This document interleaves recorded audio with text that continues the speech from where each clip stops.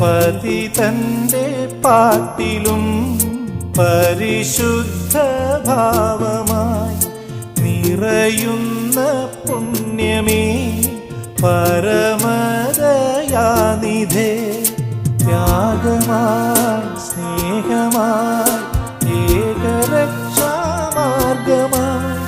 പാപഭൂമിൽ വീണുകേയും ദുഃഖിതന്റെ നാഥനായി ഈ യാചന കേൾക്കുമോ, ഈ വേദന കാണുമോ?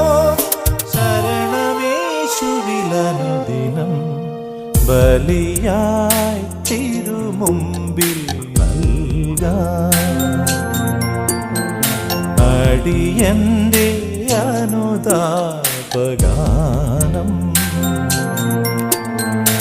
അവിടുത്തെ